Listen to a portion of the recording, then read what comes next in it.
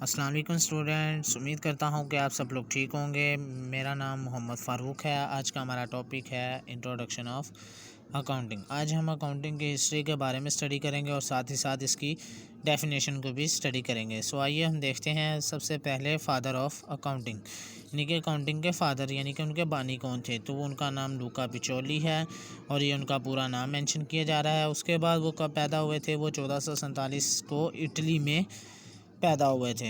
उनकी वफ़ात जो है 19 जून 1517 में इटली में हुई थी। उसके बाद उनकी जो नेशनैलिटी थी वो भी इटालियन की ही थी, यानी कि इटली के ही रहने वाले थे। उन्होंने एक बुक मुतारिफ़ करवाई थी जिसका नाम जो है वो डबल एंट्री सिस्टम था। उन्होंने 1494 में इस बुक को जो है वो मुतारिफ़ करवाया था, वो भी इटली में, जिसमें उन्होंने 4 चीज़ों के बारे में डिस्कस किया था।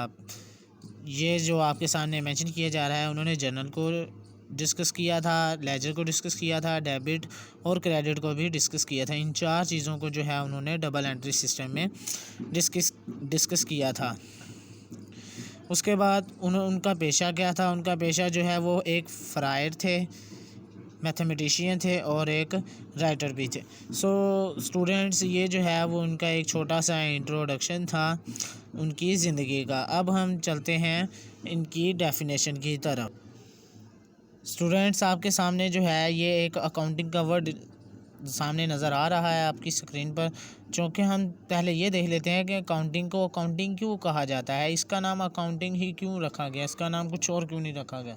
सो हम इसको ज़ाहिर कर लेते हैं। It has present old French word, कि ये जो है वो एक फ़्रेंच वर्ड है जो कि अकाउंट से लिया गया है, जो कि एक नाउन है। इट मीन्स टू काउंट, इसका मतलब जो है वो काउंट करना है, यानी कि गिनती करना। Accounting is a branch of science, ये अकाउंटिंग जो है वो साइंस की एक शाख है। Accounting is the language of business, accounting जो है वो एक बिज़नेस की ज़ुबान है, जिसमें हम 2 तरीके से जो है वो एंट्रीज भी कर सकते हैं और बाकी चीज़ें भी कर सकते हैं, जिसमें सर्विसेज, परचेजिंग एंड सेलिंग्स को डिस्कस भी किया जाता है। उसके बाद हम देखते हैं जी ब्रांच ऑफ साइंस, के अकाउंटिंग की जो वो ब्रांच हैं वो कितनी हैं। ब्रांच ऑफ अकाउंटिंग की जो साइंस है वो है financial accounting, managerial accounting, cost accounting, tax accounting. Financial accounting में कितनी किस्म की आती हैं? फाइनेंशियल अकाउंटिंग बेसिकली होती है पास्ट की, जिसमें हम ये ज़ाहिर करते हैं जी हमने कितने पैसे लगाए और हमने उसमें से कितने एक्सपेंस किए। उसके अलावा और भी जो हमने इनकम थी हमारी वो क्या थी, हमने वर्कर्स को कितनी सैलरीज दी, हमने कितनी सेलिंग की, कितनी परचेजिंग की, इस बारे में इसको डिस्कस किया जाता है।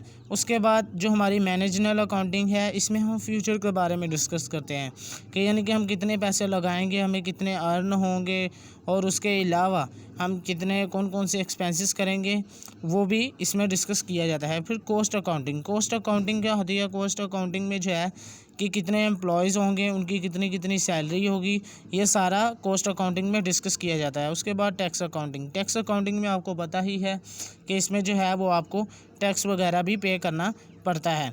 सो हम जो है अब इसकी अकाउंटिंग की हमारा जो मेन काम है, अब इसको हम डिस्कस कर लेते हैं। बाद में हम जो है फाइनेंशियल अकाउंटिंग को डिटेल से हम जो है वो स्टडी करेंगे।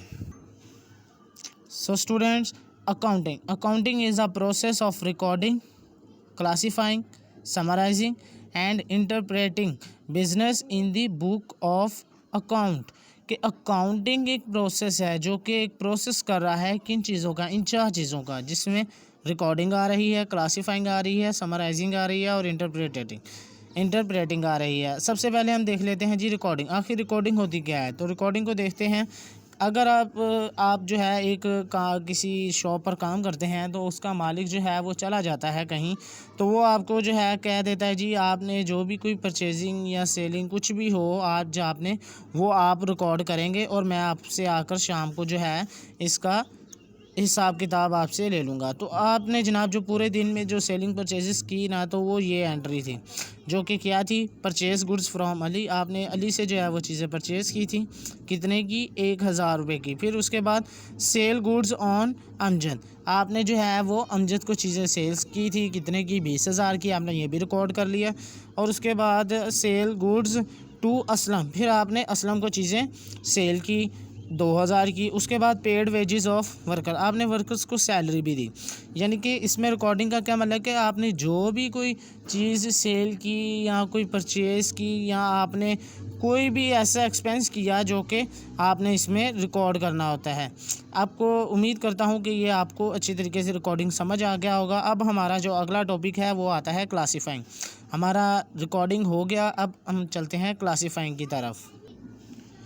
हमारा ये जो अब क्लासीफाइंग है, इसमें क्लासीफाइंग में क्या किया जाता है, अलग अलग अकाउंट बनाना होगा। जैसे कि आपने देखा होगा कि आप जो है वो जर्नल बनाते हैं, उसके बाद आप जब लेजर बनाते हैं यानी कि हर एक का आप अलग-अलग अकाउंट बना रहे हैं। जैसे कि कैश का आप अलग बना लेते हैं, ठीक है, उसके बाद आप कैपिटल का अलग बना लेते हैं। सो हमने जो पीछे क्लासी रिकॉर्डिंग में जो है वो एंट्री की थी कुछ इस तरह की, परचेज़ गुड्स फ्रॉम अली, यानी कि हमने अली से जो है वो चीज़ें परचेज़ की थी। तो इसमें हम परचेज़ का जो है एक अकाउंट बनाएंगे। उसके बाद हमने दूसरी में की थी सेल गुड्स ऑन अमजद, फिर हम सेल्स का भी अकाउंट अलग बनाएंगे। उसके बाद फिर हमने सेल्स की थी।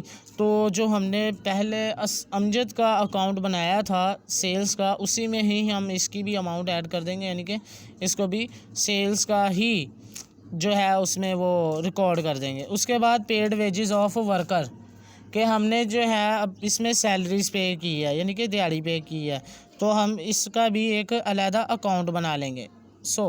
हमने इस तरीके से अलग अलग अकाउंट बना लेंगे। जिस तरह आपने देखा कि सेल्स अकाउंट, परचेजेस अकाउंट, फिर वेजेस अकाउंट, हमने 3 अकाउंट बनाई हैं।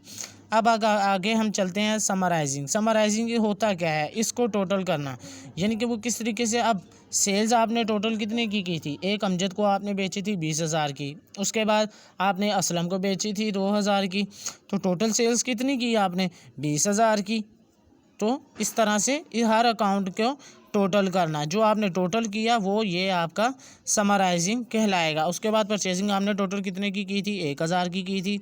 उसके बाद वेजेस कितनी की थी, 5,000 की, इसलिए ये आपका टोटल जो है वो समराइजिंग कहलाएगा। उसके बाद आ जाते हैं जी इंटरप्रेटिंग। इंटरप्रेटिंग क्या होता है जी, इंटरप्रेटिंग होता है जी कारोबार की माली हालत को मालूम करना कि जनाब आपने जो कारोबार लगाया है उसमें आपको प्रॉफिट हुआ है या नुकसान, तो उसको जो आप चेक करते हैं, उसको मालूम करते हैं, उसको इंटरप्रेटिंग कहा जाता है, जिसमें आप कारोबार की माली हालत को मालूम करते हैं। जिसमें आप देखते हैं जी हमने कितने पैसे लगाए थे, कितने हमें अर्न हुए। फ़र्ज़ कर लेते हैं जी आपने 2 लाख लगाया और आपको अर्न हुआ 2,50,000, यानी कि आपको ऊपर कितना प्रॉफिट मिला, तो आपको जो है वो 50,000 का प्रॉफिट हुआ। लेकिन अगर हम आपको कुछ इस तरह से एग्जांपल दे दूं कि अगर मैं आपको कह दूं जी आपने कारोबार में 2 लाख रुपया लगाया, लेकिन आपको जो आपके टोटल अर्निंग हुई वो 1,80,000 हुई, तो इसमें आपको लॉस कितना हुआ, 20,000 का। इस तरह से उम्मीद करता हूँ कि आप लोगों को इंटरप्रेटिंग भी समझ के आ गया हो। अब हम चलते हैं अगली। स्टूडेंट्स, हम जो है पीछे डेफिनेशन को जो है वो डिस्कस कर रहे हैं, उम्मीद करता हूँ कि आपको वो समझ आई होगी। अब हम आगे डिस्कस कर लेते हैं फाइनेंशियल अकाउंटिंग। ये मैंने आपको चीज़ें बता दी थी, मैं फिर एक बार रिपीट कर देता हूँ। फाइनेंशियल अकाउंटिंग में हम क्या देखते हैं, पास्ट के मुतालिक। अब पास्ट के मुतालिक क्या हो सकता है कि हमने कितने पैसे लगाए थे, हमें कितने अर्न हुए, उसमें हमने कितने एक्सपेंसेस किए और कितनी सेलिंग की, कितनी परचेजिंग की, वो सब इसमें आ जाता है। उसके बाद मैनेजरल अकाउंटिंग आपको मैंने बताया कि फ्यूचर के मुतालिक होती है, जिसमें आप ये ख्याल करते हैं जी आपने कितने पैसे लगाएंगे, फिर आप उसमें से कितना अर्न करेंगे, आपकी कितने एक्सपेंसेस होंगे, कौन कौन से आपके एक्सपेंस बनते होंगे। उसके बाद कॉस्ट अकाउंटिंग आपको बताया थी कितने एम्प्लॉयज़ होंगे, कि उनकी कितनी कितनी सैलरीज होगी। उसके बाद टैक्स अकाउंटिंग को आपको मैंने बताया था कि आपको जो है वो टैक्स वगैरह भी पे करना पड़ता है। अब हम चलते हैं फाइनेंशियल अकाउंटिंग बेसिकली होती क्या है। फाइनेंशियल अकाउंटिंग में 3 चीज़ें आ रही हैं, और वो कौन कौन सी हैं। पहली फाइनेंशियल रिसोर्सेज, दूसरी फाइनेंशियल ऑब्लिगेशंस, तीसरा economic result of business activity. अब हम इनको डिस्कस कर लेते हैं कि आखिर ये चीज़ें होती।